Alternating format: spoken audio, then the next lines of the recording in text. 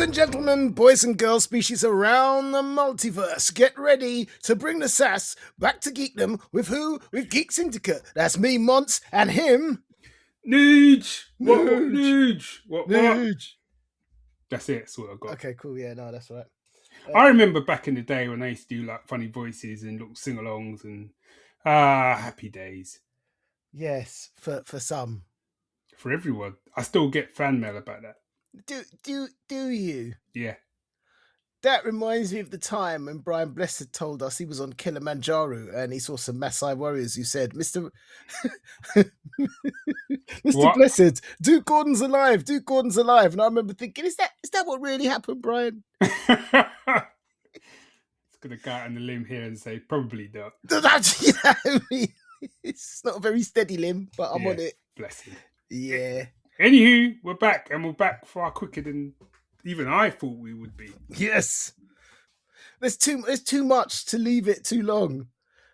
I don't know why I did have a response to that. I don't know why. Are you all right there? Yeah, I have been drinking. So. Okay, all right. Yeah. I'm on my own tonight, and I had to go shopping to get some food. And I was like, yeah, I'm trying to eat better. And I am, with my family around, we're making an effort, whatever. I'm on my own. I came home with the biggest chocolate trifle. Do you know what? I had the same thought at the weekend. And I have been actually, because Sue's away, I've been eating pretty well. And then the weekend came and I was like, yeah, do you know what? I'm going to make myself something and blah, blah, blah. And then an hour later, the doorbell went and it was Popeye's chicken. I did that. That was last night.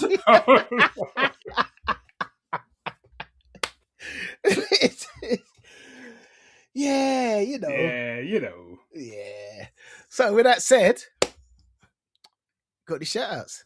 Yeah, I got a shout out. Right? I've been meaning to do this shout out for a long, long time. And you might be able to tell from my tone of voice, it ain't a fun shout out. No, I'm getting that. Wow. So I want to give a shout out and not a dry slap, but like if I ever cross paths with the advertising team who decided to use the anthemic Flash theme song to do the Flash cleaning adverts. Oh my dear Lord! Ever cross my path? I was ready to slap an advertising executive.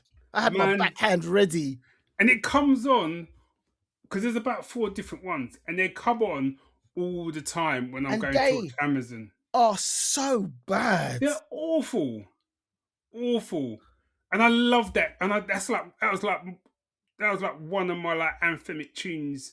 Yeah, that got me into soundtracks and stuff, and it's just been co-opted to like flipping Flash cleaning, and it's just does my head in, man. Yeah. No.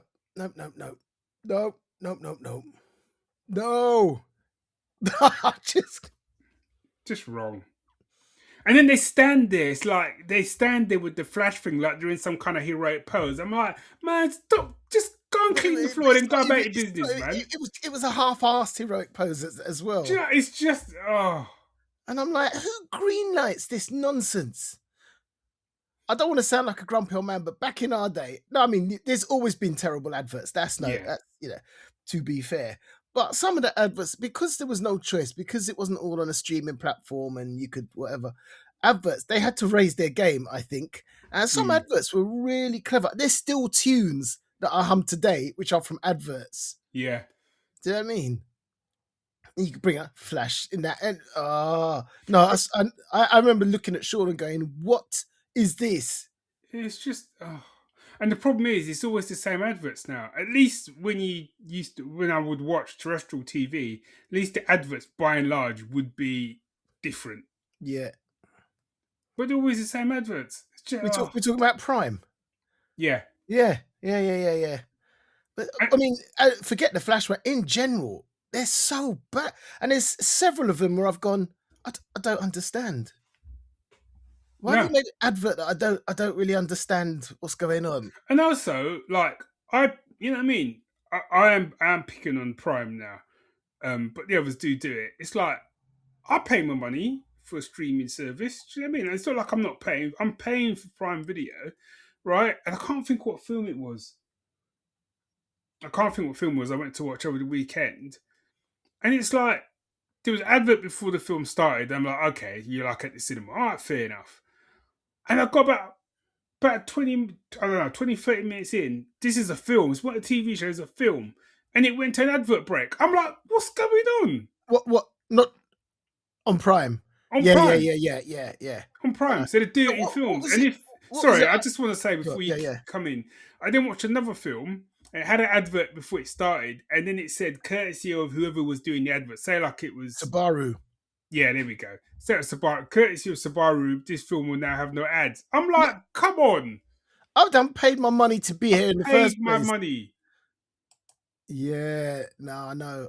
I was literally what you stopped me saying was what you just said. Oh, was it? Yeah. like I'm supposed to be grateful. Do you know what I mean? Yeah. Oh, and then it comes up with the if you want it to be ad free, you got to pay like an extra £5 a month. It's just like, do you know what? You've already taken my money, man. What you got to come arms house like that for? In it. Maybe get all Tottenham now. She's having me. We've all got to make a living. Do you know what I mean? Advertisers, you're making a living. I get that, but talk about, you know what I mean? Whip a man when he's down. Yes. Yeah. Anyway, that's my shout out. Yeah. I had a shout out, but I can't remember who it's for. Okay. It was someone recently, and something got mentioned, and suddenly we were off.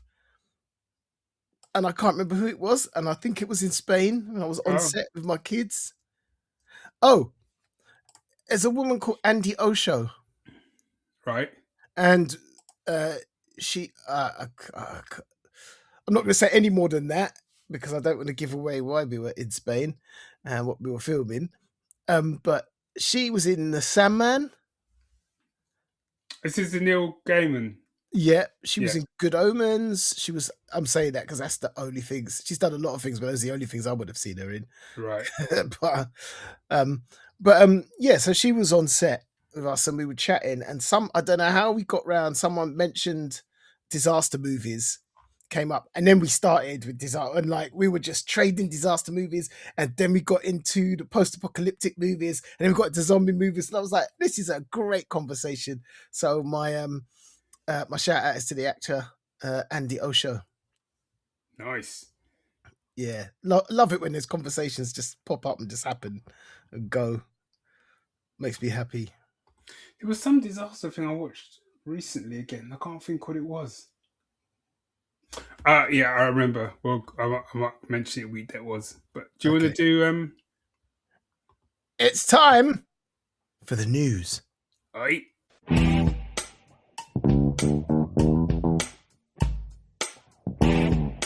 You got any news? One little bit. It's just a small thing because this guy's quite important to me. His name is Dennis Cowan. Okay. And he has just been, earlier this year, he was selected for inclusion in the Eisner Hall of Fame. So if people know, the Eisner Awards are kind of like the premier comic awards. They're like the Oscars of comics, I suppose you could say. And he's just been inducted into their Hall of Fame, which part of me is like, about time. So he, for me, I first came across him when he was doing the covers and the artwork for the Question series back in the day. And it's his kind of work that made him to my favorite, his work was part of what got me into the Question, which is my favorite character and has defined a lot of stuff for me. So I'm like, yeah. He was also, I mean, you look at his list of stuff he's done, it's huge. But he also was one of the co-founders of Milestone Comics. Oh, wow. Okay. Yeah. And he, what was it he did that is, he was a producer on Static Shock, the animated. Yeah. One. Yeah. And he did some stuff on, what was it? Oh, Boondocks. Oh. Yeah, Boondocks. He was one of the vice president of animation at BET, the Black Entertainment Television. way back in the day. So he's just been around. He's done the work. He's, you know what I mean? He's there. And I was like, yeah, man, this about time. So yeah, Dennis Cowan, good on you, man. Yeah, respect. Well deserved. Respect. Yeah. He collaborated on a Prince comic. He did a Prince comic. Okay, anyway. Anywho. By the by. So I want to give a after I've just said that rant about advertising. This might sound like an advert, but it isn't. So did you know that this year is I'm sure it's this year is 60th anniversary of Thunderbirds? 60th. Yeah. If I didn't feel old before. But did you know? I didn't know, no. No, I am today years old when I learnt that. Right, it's rolling on. But so Anderson Entertainment, who the company that kind of still sort of put all the stuff out, they've done a look, man. Can you stop clicking? All right, yeah, okay. Told you about this last episode. I still can't. I keep forgetting that it was that loud because I can hardly hear it. I'm going to leave the clicks in that you just did, and then I'm going to give you the timestamp so you can go listen for yourself. It comes out right. So,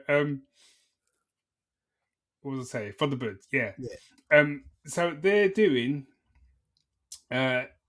In fact, I'll read that to you. Step back into the iconic world of international rescue with this definitive collector's edition of Thunderbirds, fully restored in the original 4:3 aspect ratio and packed with brand new and legacy bonus content, housed in stunning rigid slipcase. This 11-disc Blu-ray set is the most complete and faithful presentation of Thunderbirds to date. Whether you're a lifelong fan of Jerry Anderson or discovering the world of Tracy Allen for the first time, this set delivers the ultimate home entertainment experience. So they're fully remastered, all 32 original episodes. There's some new episodes on there. Lots of special features, including there's a documentary called Thunderbirds Rebooted, which is basically looking at all the different times they've tried to reboot it. A documentary called Fab at 60, Great Disasters, which is a compilation of like their biggest rescues. I could go on. But man, let me tell you, this looks... You know what my question is though? What? How many boys are we looking at? Yeah, I'll come on to that, man. I'll come on to that. All right. But I'll give you the cost. But also, you need to go and look maybe afterwards at the actual layout of it because it looks stunning. It's one of those ones you have to like. You can't just get a digital version. You want that on your shelf. Yeah, that's my thing, man. Because you know me and Thunderbirds go back, man. And yeah. That's really tied into like my childhood and my family and just days gone by. And I'm kind of pulled to like having it. I need to check though because I think my PS5 is a disc drive, so it should be able to like play Blu-rays in it and stuff.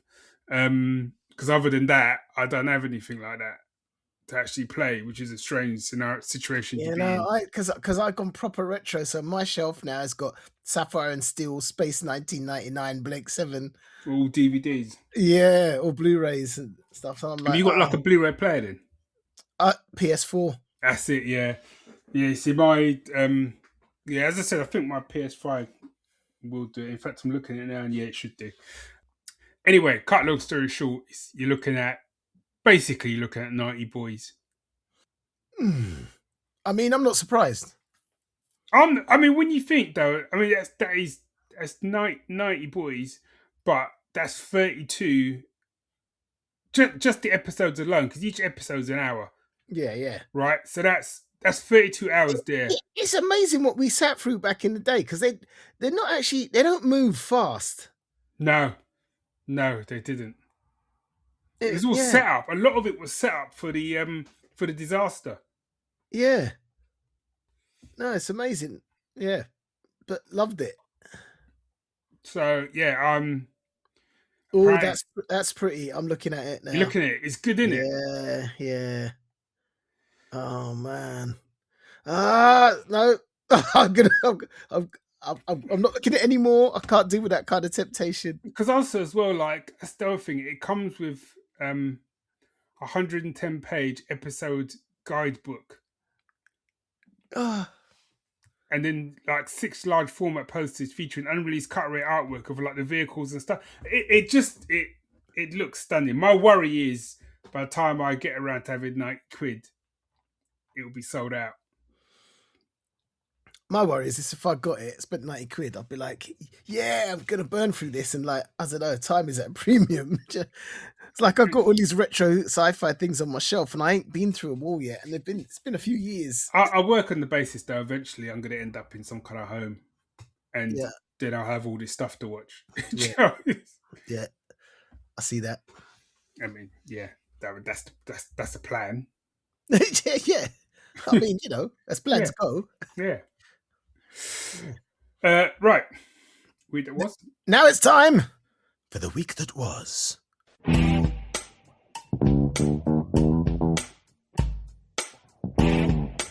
Oh yeah. Oh. So can I go first? Yeah, of course you can. Okay, so we were meant to start this at 8:00, and I said to you, actually, can we go to 8:06? Mm-hmm. And the reason I did that is because I wanted to finish watching what I was watching. Oh, okay. So that I could talk about it. So I don't know if I was living under a rock or something, but I completely missed that this was coming. In my brain, there was some chat about this title, and we were saying, oh, why couldn't it be like it was in the comics? But then I just went onto Amazon to watch something else. And then I saw this. I went, all right, I'm going to watch the first episode. And it's a TV show called Gotham Knights.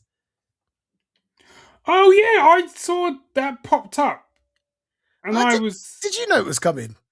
I didn't. So they did that ages ago. You didn't know, This was did you? 2023. Yeah, they did it. I completely. Okay, maybe I did know at the time. Completely missed it. Yeah, well, I think of where I think it might have been on a channel or something that we didn't have access to. It might have just been out in the States, possibly. Right, okay. Which is probably why. But I saw it come up. It's only come up on Prime like in the last week, isn't it? Also, right. So I thought it was new because I wasn't paying attention, and I was like, "How did I even miss this? Where were the announcements?" Do you know what I mean? Yeah, it was first released on Max.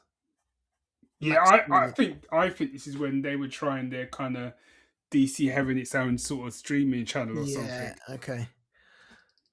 So I thought, let's give it a go. Let's see what this. And I honestly, and it's I honestly don't know what to think. Really? Because it finished and I wanted to watch the second episode. So I mean that must say something good. Yeah. But it's also CW, and I'm thinking there's certain places where if you just took a little bit longer on the writing, it would just come over better. Right. It's just little things, but I mean, to be fair, there's a lot of little things in writing that's annoying me a lot lately. And it's like it's so obvious because there's what is it? What flash? Someone's on the computer screen, and it flashes up match, and the main character goes, "Have you got a match?" And I'm like, says it right there, man. Dude should have just sat back and was like, just wait, looked at the screen. I was like, you don't need to fill it. You don't need to fill the silence all the time. Do you know what I mean? So, I mean, in terms of the DC universe and Gotham, we're off the reservation here. So it follows Bruce Wayne's adopted son. Is he Damien though? Is he a different name? So Damien's his actual son. Oh yeah, he is. Sorry, yeah. So, but it's none of the Robins that we have. No, his name's Turner Hayes. I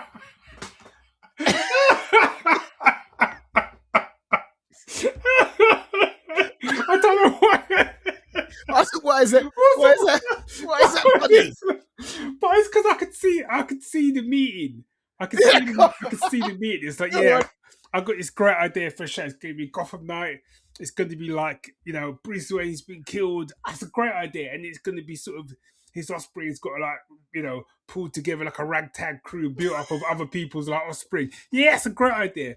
So my idea, I reckon, is that he'll be he'll be Dick Grayson, and they'll be like, nah, no, we can't have Dick Grayson. Okay, what about Damien?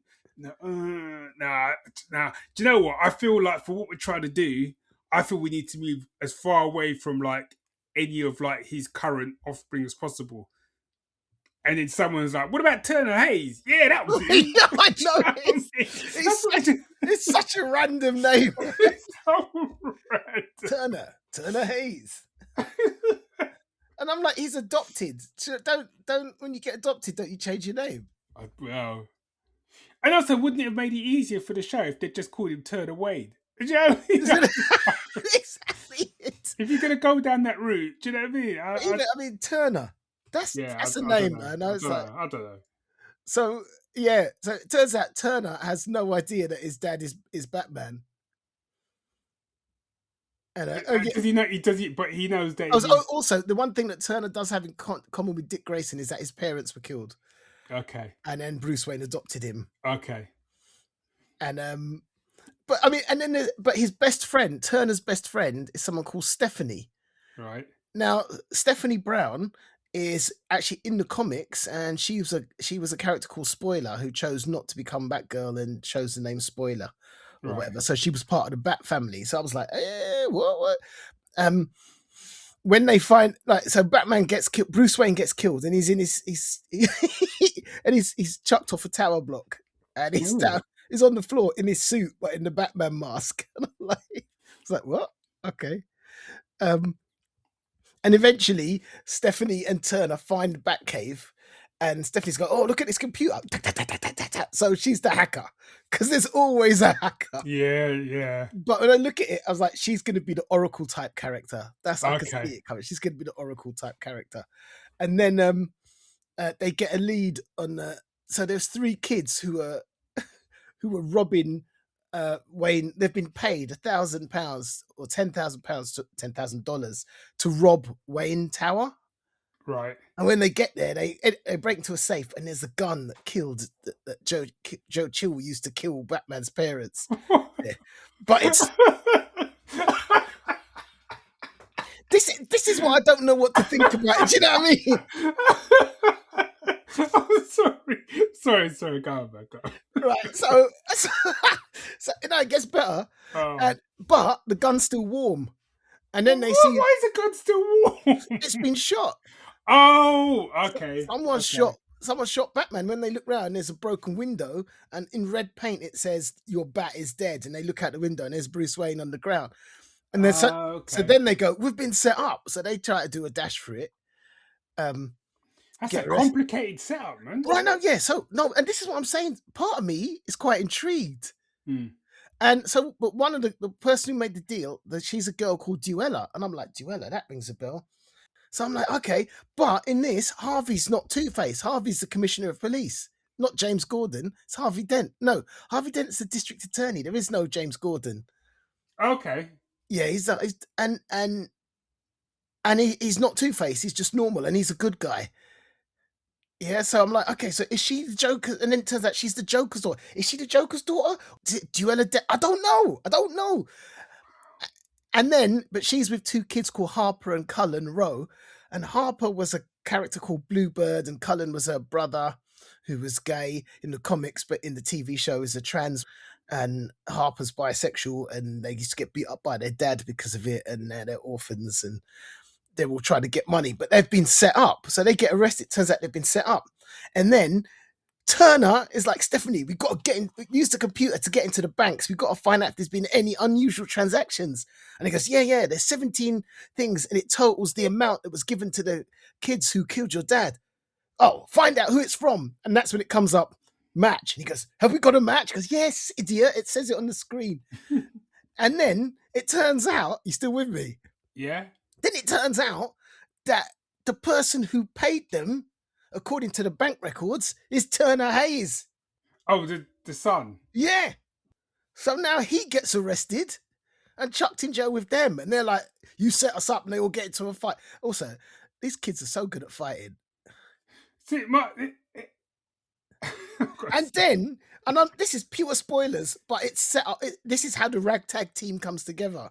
And then they're being taken to Blackgate, and they're like, "Look, we've got to escape before, because we know that 5 minutes in the cell with you, we knew you didn't have the brains to be the one to set us up. So we got to work together to find out who it was. And once we get to Blackgate, someone's going to arrange an accident so that there's no loose ends left."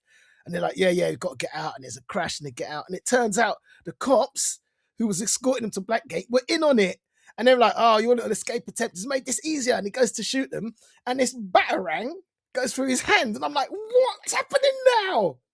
And then there's a girl who was in it earlier who is a classmate of Turner, and her name's Carrie Kelly. And I'm like, that Isn't is she the name. from the Dark Knight Returns? She was Robin in The Dark Knight Returns. Yeah.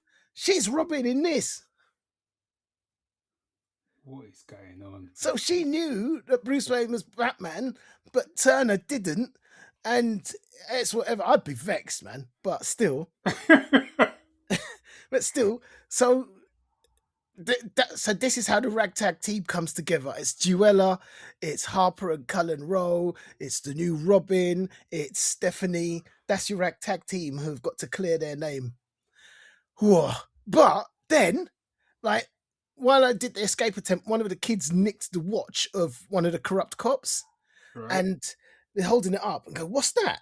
And Turner is like, "My dad, Bruce Wayne, he had a coin like this on him the night he died." And then Duella, this is a great bit, because Duella is an arsehole, yeah? She's a real dick, and she's really annoying. And you go, obviously they're writing her to be a little bit peppy because of her dad's the Joker. But then when she sees the watch and sees the image on it, all of that's gone. She switches, man. And when I say my girl is frayed, she's frayed. You know what it is? And I looked at it and I went straight away, Court of Owls. Do you remember the Court of Owls? No, I do. That's why I was giving you dramatic pause. Dramatic pause. And this is why I went, actually, there's a lot going on here, and I'm quite intrigued to see where it's going. So, can I respond? Yes, please. Okay. So, first off, it got cancelled. Yeah. Okay. I mean, you know what? If you get to the end of the first season, sorry. Yeah, go on. No, I was about to say what you were about to say. That's not, because I don't think that's a reason to not watch a show. No, lots of people do that. Yeah, in some, because especially the first season, if they do it in a way so you tie up, I know there's going to be loose ends, but if you tie up the main arc you got running through that season, I'm all right. It's when you've got a load of things hanging, which, to be fair, tends to happen more when you're on season 2 or season 3. That's when they tend to sort of set up more stuff, and that's when you feel the burn more. Because I was trying to think of a show where they did that, and it was only one season, but I was actually all right. But I got a question about Turner Hayes dude, right? So, I mean, you could extend it to the rest of the kids, but I'm going to focus in on him because he's I know where you're going, but go on. He's effectively Batman's son, right? Yeah. But he didn't know Bruce Wayne was Batman. Go on. And by that reckoning, he's had no form, not a lick of training. So what they did to cover that, right? So let's go through the kids here. Stephanie Brown, she ain't got, as far as I can tell, she ain't got nothing going on. Right. Yeah, that's why she's got to stay behind the computer. Yeah, but she don't need to. But what she's got going on is she's a hacker, innit? Yeah. Yeah, so she ain't got, defending herself on the street. Yeah. She better stay indoors. Yeah. Then you got Duella. Now she grew up in Arkham Asylum. Okay, covered. So do you know what I mean? Covered. I'm all good with that. Yeah, she's accounted for. Harper and Cullen Rowe, they grew up in the worst part of the worst, wrong side of the tracks. I mean, the worst side of the tracks in Gotham. So would that be the Narrows? The Narrows. Go on, hey. Gotham Law. What are you saying? Do you know what I mean? Yeah. So they grew up hard, right? Do you know what I mean? So, and then you got, what's her name, Carrie Kelly, Batgirl. So obviously she was trained by Batman. Exactly. So because initially I was like, how are these kids so good? Do you know what I mean, at fighting? But I mean, I suppose that, I mean, learning to fight on the streets, does that make it an elite level fighter? All the ones you've just gone through, I can I can accept that, and I can make a leap. You're on the streets, that's fine. God, so Even though now it's just Turner Hayes, isn't it? it's the Turner Hayes one, man. So what they've done is, I think they're going to do that thing where he was training his whole life without even realizing that's what he was doing. That's why Oh, my dad made me do gymnastics. But what they showed at the beginning was him doing fencing at school, right, and he was like, he was killing it. Do you know what I mean? He was the best there was, best in the room. right. I mean, fencing's great unless man jumps you outside of KFC. You know what I mean? Did you hear It's like, it? and you didn't have your foil with you. Yeah, I don't know. Hey, I've done I've left the done foil in the fencing. car. Yeah, I've done fencing. It's not quite as useful as you might think it is. I did fencing for 6 months. True story. But if they're gonna try and drop it like that, okay. But other than that, I'm struggling. Yeah. I'm struggling with him as a concept.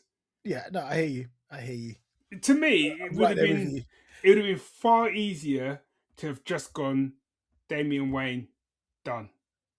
Yeah. Former assassin, League of Shadows, I reckon Batman's son, it's gonna done. be something to do with legal. And it's interesting because like you saw Bruce Wayne at the beginning and stuff, and you never see his face, no idea what he looks like. Yeah, they've got a rule. I know it's obviously a kind of licensing business going on, Mm. but they have a real problem with having Batman on TV shows, man. And you kind of go, but why? Yeah, because they've got no problems dropping him in the animated series and stuff.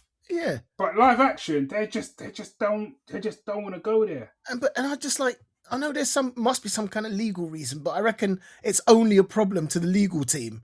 Do you know, I reckon everyone else is like, this ain't no biggie. No, yeah, but we're illegal and we got to protect whatever. No one's bothered, man. No one cares. Because the thing is, you've already got like Robert Pattinson doing Batman, and then you've got James Gunn looking to cast another guy as Batman. So I'm just like, I And don't. also, we're not stupid enough to mix them up. No, you're not gonna be going in to see like the Batman 2 with Patterson and going, well, that's not the guy from the TV show. You know what I mean? It just yeah. So, I mean, against my better judgment, I'm going to be watching more. Okay, all right. Yeah. My problem was, I might give it a go. My problem is I wasn't, the photo, the sort of cover thing on Amazon just didn't attract me No, whatsoever. okay. So here's the thing that's put me off, because what you see on the photo, it kind of is right. It's just a little bit too much teen drama. Yeah. Having said that, last night I was watching a movie which we'll talk about later, and for some reason my Amazon started playing something else, like a TV show afterwards, and I was so tired I could not be bothered to get out of my chair. And I sat there watching it going, why am I watching this nonsense, man? Get up and turn it off. And by the end of it, I was like, nah, you can't do her like that, man. She's trying her best, man. I was watching Elle. Have you heard of it? Is this the one? I've never watched the actual film, but it's like a spin-off of, or a prequel to Legally Blonde. It's a prequel to Legally Blonde. E. Yeah, I know. And I was like, this is nonsense, man. What am I watching? Why am I wasting my precious time with this? To be fair, I pulled the same sort of thing. I was watching something, and this is what happens when me and you are left alone. Yeah. But it's the same thing. I was kind of sitting back in the sofa like I'd been shot watching TV, Yes, and exactly. something had finished, and then it came on. It's on Netflix, and it was the interview with a vampire TV show came on. Oh yeah. And I couldn't be bothered to turn it off. I was like, let it run. I've ripped there's 2 seasons. I think the 3rd season, which is called Vampire Lestat, is on BBC iPlayer, which I've now just started. I've ripped through the first 2 seasons Was it any good? It was, actually. Okay. It was. Right. I've never seen the because there was the film in it, which is with Tom Cruise. Tom Cruise, and I've heard the film's supposed to be good, but I don't think I can watch that now because there's a lot of, they've obviously changed it for the TV series, because the Brad Pitt character is now played by a brother, and it's in New Orleans, and it's kind of, there's a lot of stuff around racing there and stuff like that, but it works really, it works really well. And I think in the film, and you got to remember the film came out in the 90s, and I think it was more difficult to do that sort of thing. I think society was probably less accepting than it is now, because in the TV series, like it's a full on like gay romance between him and Lestat. Okay, because I read the books back in the day. I've never read the books. So there's 2 series of that. Then there's this third one, which is the Vampire Lestat, which is from his point of view. Uh-huh. And then there's another spin-off called the Telemasca, which is like this sort of secret society. Of course it is. Yeah, I watched one episode of, but there's 2 seasons of another show called The Mayfair Witches, which is another. What? Basically, they've called it. I think it's called the Immortal Universe. It's like its own sort of universe that just got running. I had no idea this was going on. What? Yeah. There's just so much. It's just I can't keep up, man. There's so much, man. And there's so many things I've watched and then gone, oh, what's that? That looks interesting. And then like, oh yeah, I was watching that, wasn't I? I'm like, yeah. I've got so many when I go into like a Netflix or I've got so many like continue. Yeah, continue. Yeah. Yeah. So I've talked to you about this. Excuse me. I've talked to you about this kind of off air, and I just wanted to mention it in the show because it continues to do my mind in. So I'm reading a book. I'm reading and listening to the same book. So on Kindle you can get Whisper Sync. So if you've got it on Audible, it syncs with your Kindle. So whichever one you pick up, that's where it's at. Do you know what? I didn't know that's what Whisper Sync was. Yeah. Okay. So I read it on Kindle, and then like if I'm walking the dog and I put my earphones in, get Audible up, it continues from where I just was reading. Oh, that's good. Yeah. And what's interesting now that I've heard the story, I've got the voices in my head, I find it easier to read. Except that, I mean, my boy is working hard. Who does his name's Jeff Hayes, who does the voice, who reads the audiobook, because there's like, anyway, do you know what? Let me start at the beginning. So Dungeon Crawler Carl. Now, most people may have heard of it, and if you haven't, it's a book by Matt Dinnerman, and the genre is lit RPG. Which, until you'd mentioned it to me, I'd heard the name of the genre, but I didn't know what the genre was until you explained it to me. Likewise. So it stands for literary role-playing game. So it's not like a fighting fantasy book where you choose your own adventure type stuff. It's actually a novel in which the character finds themselves in the equivalent of a computer RPG. So random. So I mean, like, they've got to feed their health, they get experience points, and they've got to distribute it to different stats. Do I put some on constitution or some on dexterity, that kind of stuff. So you're building up. So would it be like, sorry to interrupt, would it be like the film Jumanji? The later ones I'm talking. Yeah. Like so like when they can see their dialogue boxes and stuff. Yeah, and they could sort of pull up their stats, their special and skills, their inventories. Yeah. Yes, yeah, exactly like that. Ah, okay. I got you now. And it's like, they get into a fight and he goes, oh, they got, by the end of that fight, I've gone up 2 levels. You can see the stuff, and then you get rewards and stuff like that. So it's mad. So this is not, and I found it really hard to read because so much of it, each character's got a dungeon guide, which is basically the dungeon master who explains to them how stuff works and explains to them, how you level up to this and level up to that. And like when you can play a computer game, and you were saying this to me the other day, that now you will play it in a way that lets you have more of the story. Yeah. And the thing I always struggled with computer games was like setting up the character and doing all the stuff in between scenes where you've got to level up the character and doing that stuff. I wanted to play the game. I know you have to do that stuff, but really I just love to play the game and experience the story. So what made the book difficult for me was the amount of explaining stuff, and you're having to stop in a safe zone so they can open their reward boxes and see it and work out how that changes their skill set and what they can add to whatever. And that's why I started listening to it, because I found it really hard to read that. Okay. So, what's the book about, you may ask? What's the book about? Ah, I'm glad you asked. It's about a guy called Carl, who's a United States Coast Guard veteran, and Princess Donut, his ex-girlfriend's cat. That's cool, though.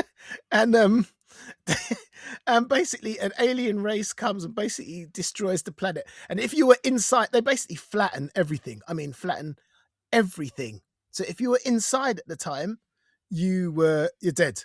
So basically, I wouldn't made it then. Yeah, you and me both, man. I was just thinking about my whole day. I don't think the only time I left the house was to put something in the green bin. I actually went to the front door just now to check the front door, and it was still locked from last night. Yeah. Only reason I opened mine was to get a package from the Amazon guy. So, and then this thing comes up going, yeah, this is the whatever corporation, and your planet is being mined because you never put in an objection at Starbase, whatever. And of course, this is present day, so none of us have got like, do you know what I mean? No one even knows alien life exists, let alone it should be. But turns out part of it is they get a revenue from entertainment. So they do a reality show to the rest of the universe, which is basically survivors of this planet having to play a dungeon crawl. So they spent a few years creating dungeons underneath the surface of the earth. And if you get to level, is it 13 or 18, something like that, then you get the rights to Earth. And they've been doing this for hundreds of years. No one's ever got past level 13. And the way I see it, I think they're doing 2 levels a book. Okay. 1, 2, 3, 4, 5, 6, and there's currently 8 books. Wow. And when I say it has gone, so as of July this year, the first 8 books have sold over 14 million copies. Wow. And I am enjoying it. Again, I told you, I found the mechanism of reading it quite difficult, but it is a measure of how enjoyable it is that I'm still going. Okay. What book are you on? Is it I'm in book 2. I'm halfway through book 2. Okay. So that, like, each book, if they're keeping the same pattern, each book is separated into part 1 and 2, and part 2 starts when they get to the next level, the next dungeon floor. Right.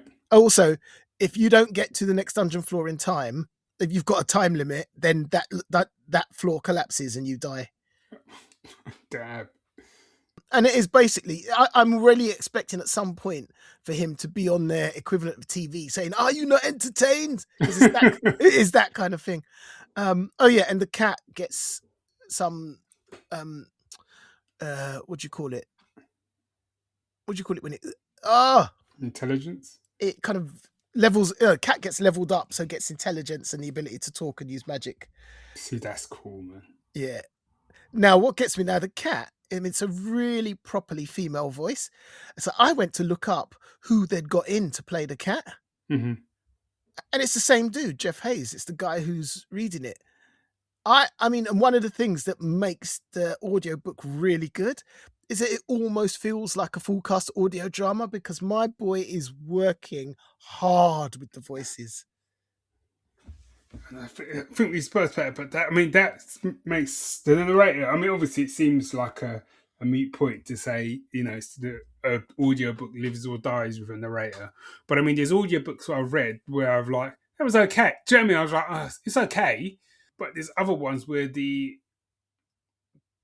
audio narration was just so good. It just elevated the whole thing. Like, I still think like James Masters, who does the narration on the Harry Dresden, Harry Dresden, the sort of a wizard detective. Mm-hmm. And James Masters does the voice of. If they switched him out and got a different narrator, I feel like I'd stop. I feel like I'd just stop, right? Because he's that good.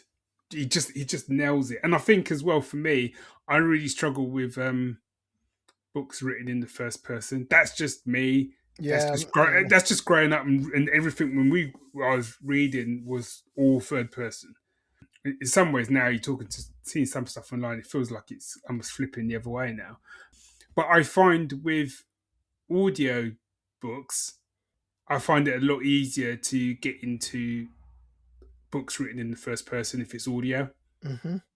Again, if it's a good narration, because it feels like you're with that person. Yeah. You know what I mean? So, I know the dude's working hard, and I'm loving it. He's in my.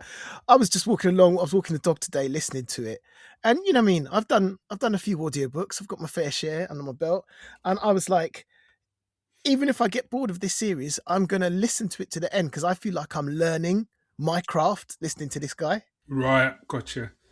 So yeah. Nice. Okay. So yeah, I hugely recommend it. I'll add it onto the ever expanding list. Oh, I watched the second season of the Cape Crusader. You know what? That's what I turned on to watch. Oh, was it? And I ended up watching Gotham Knights. Man, I loved it. I'm on a proper noir tip because all I'll say about that quickly is because I want to get onto other thing is I really enjoyed the first season. For me personally, I thought this was better, and I really enjoyed the first season. The joke is in it, which I thought was going to wind me up, but I really like the way they've done this interpretation of Joker. It worked for me within. You've got to remember, this is a noir. It's set in the 30s. Do you know what I mean? Mm-mm. So I think within what they're trying to do, it worked.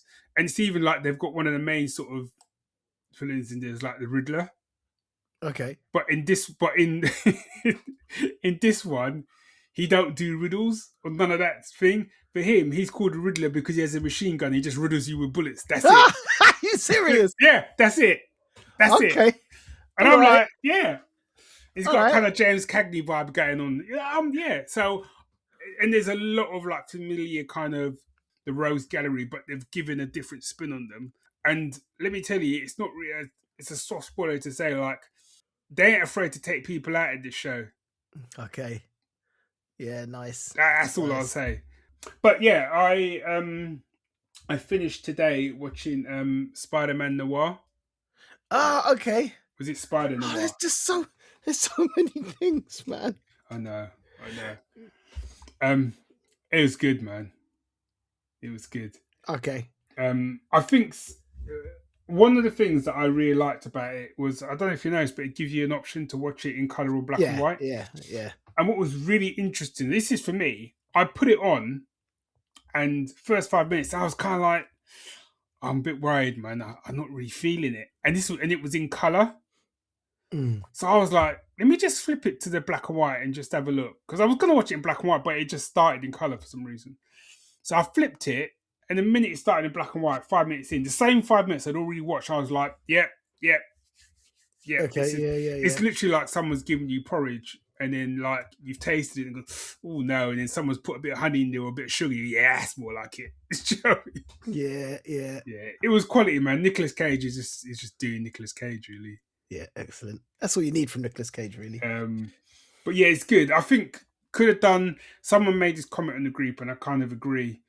It was probably 70% noir, 30% Spider-Man. Okay. That makes sense. Yeah. I would like, if it gets a second season, I would have liked to have seen it go more towards even sort of 60, well, 50-50. I think you could still do your noir and have more spider stuff as well. That's the whole point, isn't it? Spider exactly. Noir. Yeah, exactly. The clues on the title. Do you know what I mean? But for me, it still worked. Mainly because when he was in the gear, he looked, and it's black and white. He looked badass. Okay. He looked badass, and when he was fighting, it just worked. So I was going to say I'm going to put it on my list, but I've also just put that's my list, man. My list is ridiculous. I'm watching Agent Kim Reactivated, which is South Korean. Guy's trying to find his daughter, and he's got two friends helping him, and they used to be their old ex-special ops and all of that. People getting hurt. How many episodes have you done now? 4. I watched episode 2 today, right? It's got to be one of the stupidest, like, interrogation scenes I think I've ever seen. Which one was that? But that I mean, is he's got the kid, or he's got the guy, and he's got him like tied up, and he's slapping the man, and the man's still giving him. And like he's just single-handedly beat like 10 of his men, and the guy, he's still giving him mouth. yeah, he's giving him mouth, What is wrong? and then I think he brings out a coin and he kind of crushes the coin between his fingers. Yeah. And then it's when the man sort of suddenly realizes, yeah, maybe I'm a bit in over my head. And then he's still mouthing off. And then the guy just brings out his suitcase. And I'm like, look, the minute the guy, well, if it was me, I'd have talked way before this anyway. But the minute, the minute you see a man walk into the room calmly with an attaché case, right, and the guy's got gloves on as well. He's got black gloves on or whatever. You know you're in for a world of hurt, man. Just tell the man what he knows, man. Yeah. What was I watching where they had this guy? They had this guy tied up, and she's like, "I want." Oh, it was what was it watching with Hannah Waddington? Oh, Ride or Die. Ride or Die, and it's like they had the bad woman is psycho, and she's got this guy tied up to his bed. And she goes, "I want to know this, I want to know that." He's like, "Yeah, fine, sure, I'll tell you everything. Let me, if I'm time, I can even write it down." Do you know what I mean? Yes, yeah. It was like that'd be me. Yeah, I have no shame admitting in any of those situations where me and you would normally review something and go, yeah, remember that weasel guy? I know for a fact in a real life situation that I would be that weasel guy. Yeah, you and me both. But I also know in that situation, going back to like the Agent Kim thing, right? Look, I'm loyal to my wife, I'm loyal to my friends, I'm loyal to my family, right? But if I'm doing a job, right, even if that job is like henchman to some kind of Bond villain or whatever, right? No job is worth that level of licks. And also, it's a job. you've just seen a man plow through a whole heap of your men. A whole heap. No, that was it. When they walked in and they're like outnumbered, like 30-3. Yeah. And them three don't look worried. Yeah. What, at that point, I'm like, yeah, they don't look worried. There must be a reason for that. Do you know what I mean? I'm like, I don't know. Maybe it's in your best interest to take a few licks just so you can show your boss that you gave it a good effort. Hey, look, man, I'd rather just come out of that and then just go somewhere and just call a mate and just say, look, just box me in the side of my face. Yeah.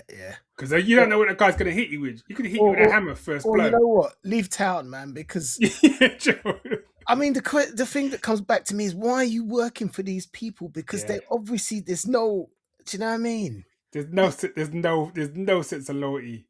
No. You do one wrong thing, and like bush, you mash up. That was it. I was watching. It was Slow Horses. I started watching season 5 today, and there's so behind on that. There's literally a scene in there. It's a henchman thing where he kind of, the mission goes wrong. He messes up his leg. He's all bruised and beat up, and he gets in the van, and he's like, "Oh, I just need help." He's, yeah, don't worry, man. Just get me to a hospital. Oh, and they're like, "Yeah, everything's gonna be fine." Straight away. I'm like, "You're done," and he is. And they take the guy out.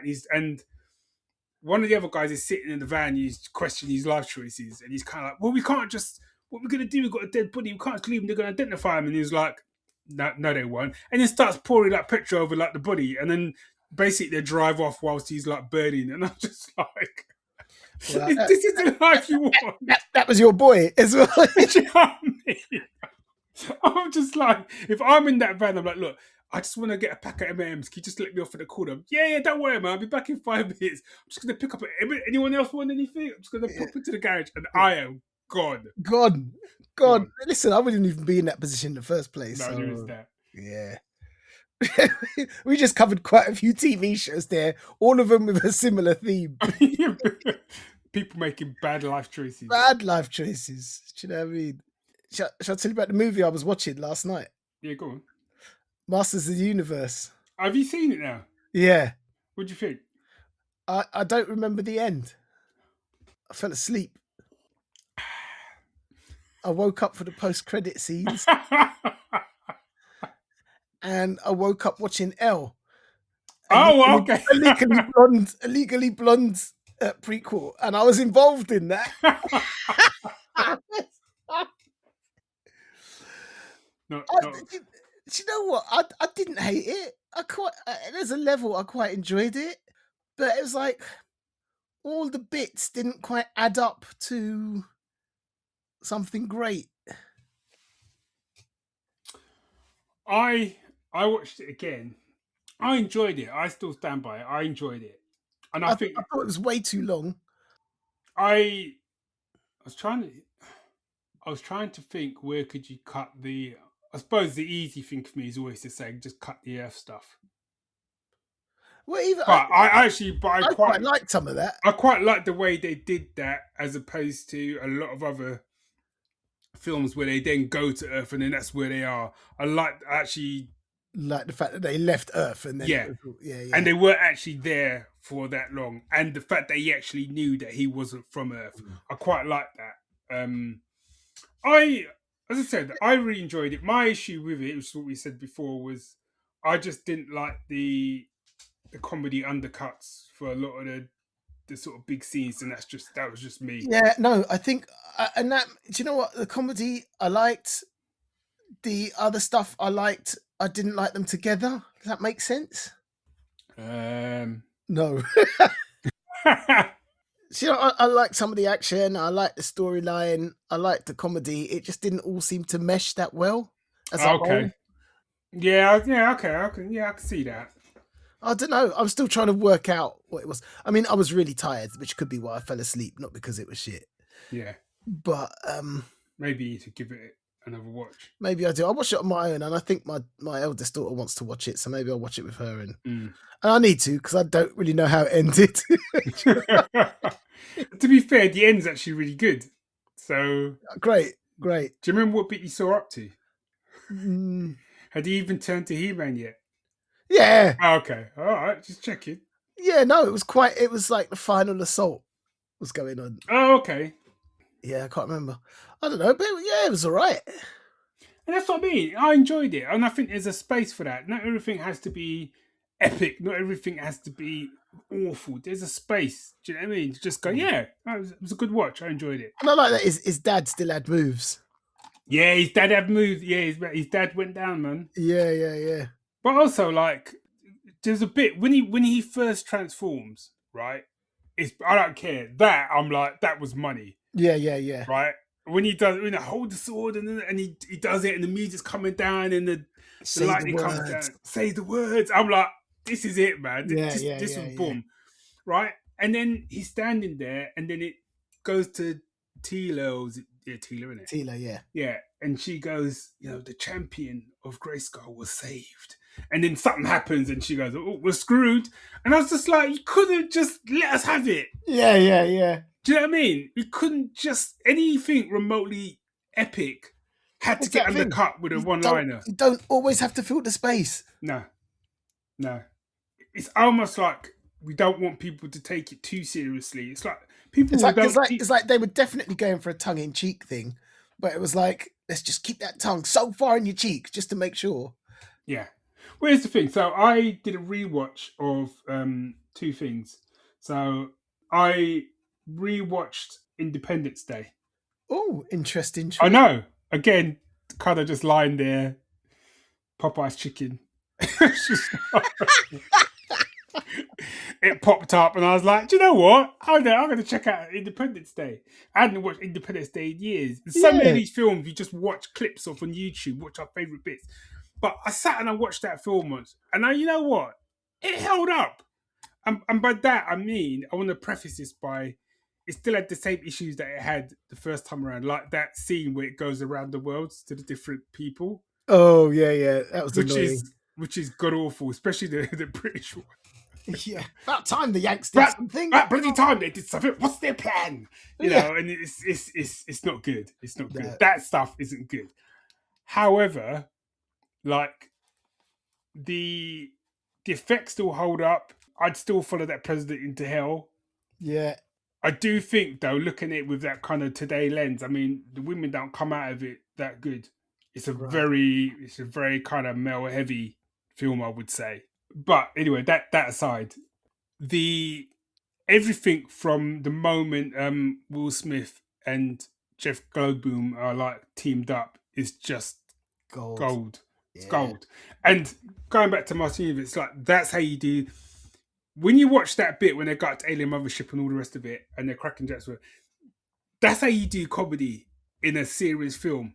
Because let's face it, right? Once like the past hour, hundreds of thousands of people have died. Like millions of people have died around the world. Do you know what I mean? They've launched nuclear weapons. It's not worked. They're on their last legs. And there's a bit where like Jeff Goldblum comes in and he kind of gives them the sort of like, right, I figured out how we can like beat them and we do this and blah, blah, blah. And they're going, yeah. And then they're going, you can't do it. We haven't got anyone qualified to pilot that thing. And then Will Smith comes out and he's like, yeah, no, I've seen him in action. I'm well aware of their capabilities. I'd like to give it a try.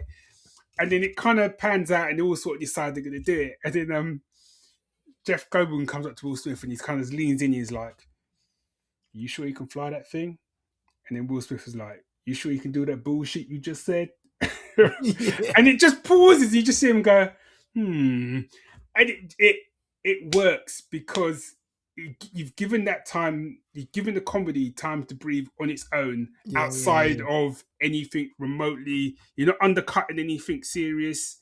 Do you know what I mean? It's just, and I genuinely thought, first time I saw that film, I thought they were going to die when they were up there on their own and they got stuck and they had to like put the self-destruct thing on. I actually thought, and they started smoking cigars, I thought they were going to die. Yeah. God, it's been a while, man. And it was boom. That sequence when they're trying to get out, and I honestly watched it with you, guy. That would be me and you, because it's a bit where they try to like they get shaken loose, and like he's like, we've got 30 seconds to get out of there, and he's like, hey, hurt no fat lady. And he's like, you're such a fat lady. Just get us out of here. And they start trying to fly out, and Jeff Goldblum is trying to like give him directions to get out. Right, and Will Smith just shouting, he's like, just shut up, man, stop backseat driving. And I feel like that would be me and you in that situation. Yeah, I can see it. Great, yeah. And the other thing I rewatched was Stargate, followed by the first episode of SG-1, which was the spin-off show. What's happened to you? Popeye's chicken, whiskey. You know where I went? First episode of Firefly.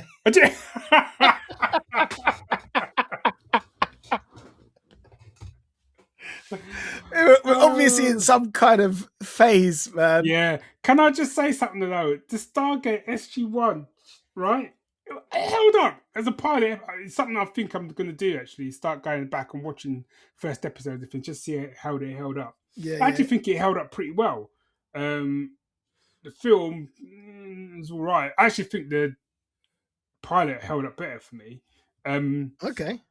However, I'm there with whiskey, and I was like, what the hell? It had full frontal nudity. What did? Pilot episode SG-1. What? Full frontal nudity.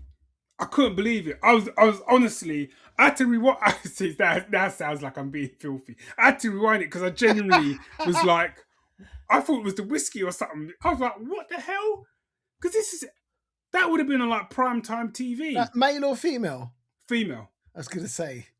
But they wouldn't even, they wouldn't have gone that far. No, but it was Daniel Jackson's wife. And she kind of gets like, and then literally just like tear her clothes off, basically to see whether or not she's going to be compatible for the host or whatever. And I was just like, what's going on? And it wasn't no quick cut. It was like a good minute. Damn. So I was surprised. Okay. I was surprised. Now you've got me going, wow, what TV shows do I want to go back and watch the first episode? I need to finish, because I haven't finished Firefly yet, but I was like 10 minutes in, I was like, this is great. Yeah, I might have to give that a rewatch. That's more doable, because with the Stargate one, I went on to the second episode and I suddenly thought there's something like 24 seasons of this show. Yeah, you know what I mean? I can't do that. What I could watch again, I don't know. What I do want, the Stargate that I enjoyed the most, because I kind of fell out of love with Stargate fairly quickly. Mm-hmm. Was Stargate Atlantis. Oh, was it? I thought it was Universe you liked. Sorry. Stargate Universe. Okay. Yeah, I don't know where I got that from. No, Stargate Universe. That's the one I liked. Yeah, which wasn't... I think that only got a season, didn't it? It got cancelled. Yeah, which was still... That was such a great show. Yeah. Yeah. Cool. We'll have to, next episode, we'll have to talk more about comics and books, man. I feel it's just... Yeah. But, and my thing is like, I've got some comics and I've got some books, but I really want to give a mention because we're still on the TV tip. But I've been watching the new series of Star Trek: Strange New Worlds. Oh, that's out. Yeah, 3 episodes right Okay. now. I see. I can't even. I'm not allowed to watch that without Siobhan. So. Oh, okay. So it But could be a while. I thought of you because I've really enjoyed all 3 episodes, even though I knew the 3rd episode was going to be like the quote unquote comedy episode. Because it always tends to be in it. They do 2 kind of relatively heavy and they're kind of a light relief type one. Even the light relief one, I actually was quite entertained about it. I was and there was the way they do Spock, and it was Spock's basically trying to say he's drunk is funny. There's a scene with that and it's funny. Okay. But the 2nd episode made me think of you because I put it on again. Aforementioned whiskey. It weren't Popeyes that day though. Might have been Wingspot. But walking cliches. Yeah, right. But I put it on and it was late. I put it on, must have been about 10. And basically it's Kirk, Spock, and Leon. And basically they're on the way back from this sort of conference or whatever, and they find this lost Federation ship. Ooh. That's been lost for, I don't know, decades or whatever, and there's always been this sort of mystery around what happened to it. I like that kind of story. And they get on board, and it looks like all the crew have been killed, blah, blah. Anyway, I got, within about the first sort of 10 minutes, I got a kind of, are they trying to do like, what's the film? Event Horizon. Event Horizon. Ah! And I turned it off. Oh, right? Seriously? No, I turned it off because I'd been drinking and it was late at night and I was home on my own, and I was just like, if this is going where I think it's going, I need daylight. Fair, right? I need Siobhan. Right, okay. I need to get on this. Siobhan, you need to come back home. So yeah, so I watched it the next day in broad daylight. And I was right. It was a kind of Event Horizon. I say this as someone who's only seen little clips of Event Horizon, which is enough to tell me I never want to watch that film. But it is a terrifying film. Yeah. So, and this wasn't. Well, they can't go full out horror on Star Trek. No, they can't. But given the kind of show Strange New Worlds is, they went pretty far. Okay. Obviously not people putting, but they went sort of pretty far. But yeah, they were definitely going for a kind of that sort of Event Horizon. That was the vibe they're going with. And then you kind of learn, so sort of mild spoiler that gets mentioned, but basically there's a division of Star Trek. I think they call it Division 12. That deals with the supernatural. They deal with this sort of stuff. And I was like, man, give me that show. Give me that show. But then I remembered the Section 31 film, and I was like, but give me that show done right. Yeah. Yeah, it is like, yeah. Division, I'm just looking it up. Right. Division 12. Yeah. Division 12 is a specialized X-Files style branch of Starfleet composed of analysts who investigate bizarre, off-the-books and unexplained phenomena that defy standard scientific understanding. Apparently, apparently it first got dropped in. They first mentioned it in season 3. Really? But yeah. But man, the way it sort of ends and stuff like that. I'm like, you could kill it with that as a show. Yeah. Okay. Definitely. Right. Okay. Now I need to start watching that straight away, but I can't. Yeah, and I just think it's and it's been quite mixed. The people's reaction, especially to that episode, have been quite mixed because I think people have done that kind of this isn't Star Trek and that sort of stuff and whatever. But I think by the end of the day, it's people's opinions are people's opinions. I personally, if they don't try to do different things, I think people would then rinse it because I'd be like, because it's like, it's the same old thing. They go to a planet, they solve some sort of crisis, they leave. It would just fade away. So I don't know what the right answer is, but I'd rather a show take some chances and try some different things than not. Absolutely. Well, look, I've got some chocolate trifle, a cup of tea, and some nonsense TV waiting me before I head to bed. Yeah, I might have a whiskey. No Popeyes though, No Popeyes, nah. which probably means I'll get to bed at a decent time. Yeah, no, I've got Nando's. Is that what you? Is that what you've got? Or is that what Yeah, you that's what I got. All the stereotypes, man. yeah, this is. If Siobhan and Sue ever listen to this is why you should not go away. Leave us to our devices. Yeah, But exactly. the only saving grace is that actually we're not in the same spot at the same time. Yeah. To be fair, this is kind of how Geek Syndicate started. No, yeah, pretty much. I mean, Drinking and takeaway. yeah, exactly. So I just want to say before you round up that this year is our 20th year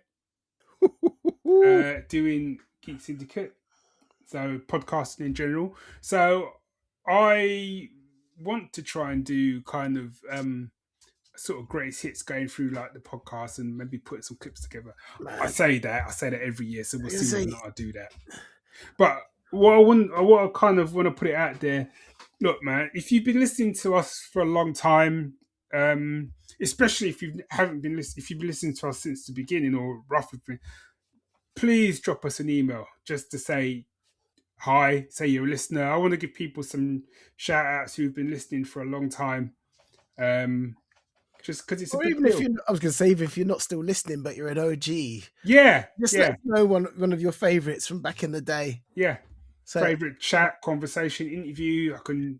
which, given that you might not be listening, Yeah, could be a good point. maybe we'll have to put Right, rounds up, buddy. Whiskey's So gone. that was it. Yeah, you know what to do. Let us know if you agree with us, or if you completely disagree with us, or if you've got any recommendations, or if there's any old retro shows that you've revisited lately and you have loved, or you have been disappointed by because it hasn't stood up. Let us know. You can do that by emailing us at thegeeks@geeksyndicate.co.uk, or just look for Geek Syndicate on pretty much any social media channel. And if you want to help us keep the lights on, you can just drop us a penny or two in Patreon, or what's it called? Give us a coffee. Give us a coffee. At ko-fi.com. Yeah, that's it. So yeah, do that. Yeah, so till next time, which I'm hoping won't be that long again either. Geek Syndicate. We're out. Fool of a toque. Fool of a toque.